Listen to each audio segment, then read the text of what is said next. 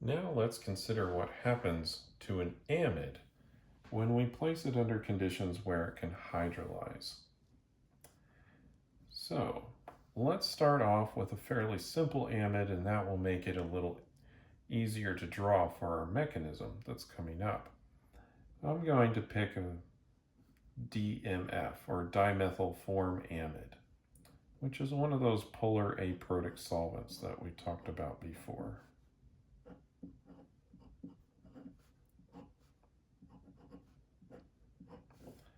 Now, if we hydrolyze this using water and some acid, we can just use hydrochloric acid or sulfuric acid. Either will work quite well. Then we can form the corresponding carboxylic acid and amine. So this could be a nice way to make a carboxylic acid or to generate an amine. In this case, with starting from dimethyl form amide, we make formic acid or methanoic acid.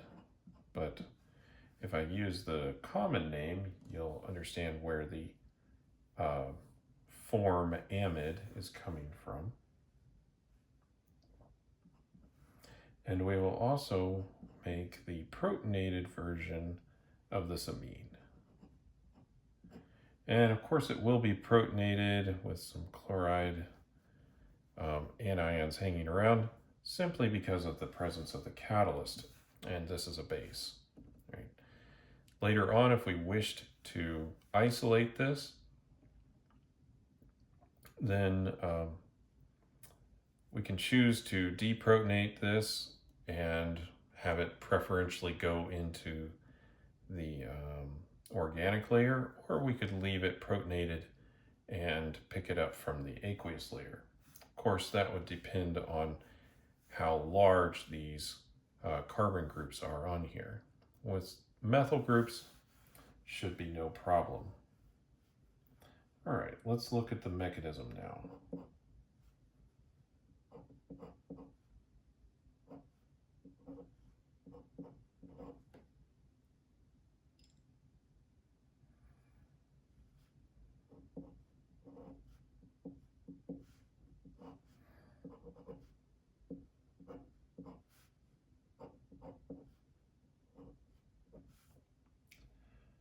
First, we'll bring in some of our protonated water, so the hydronium or H3O+.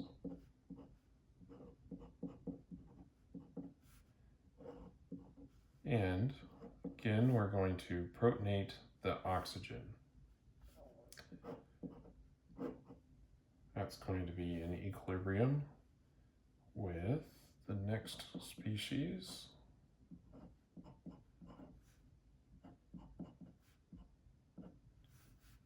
Got a plus charge up there on the oxygen now. And we'll bring in some water and have it attack.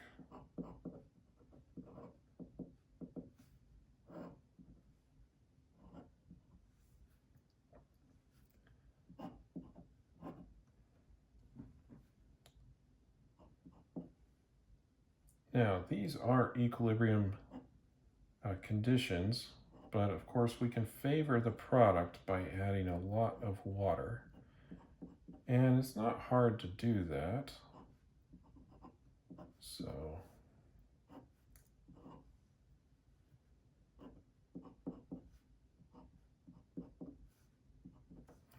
here we have our water that we've added from the attack. So just kind of move things around a little bit here.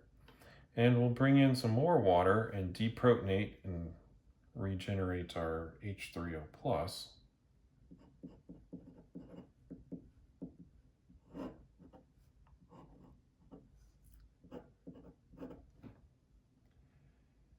And let's see here.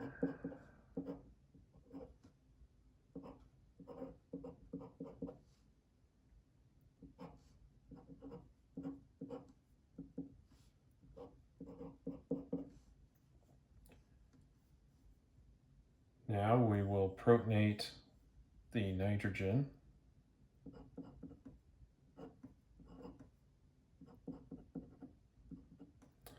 So we've got our protonated water from that step. Nitrogen gets protonated. That will make this a much better leaving group.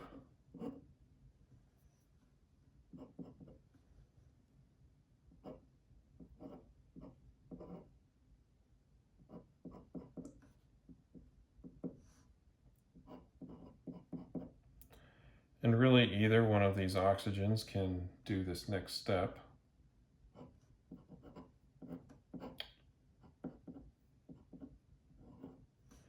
And that is we're going to reform the double bond and have our nitrogen group leave. So next, we're very close to the end now.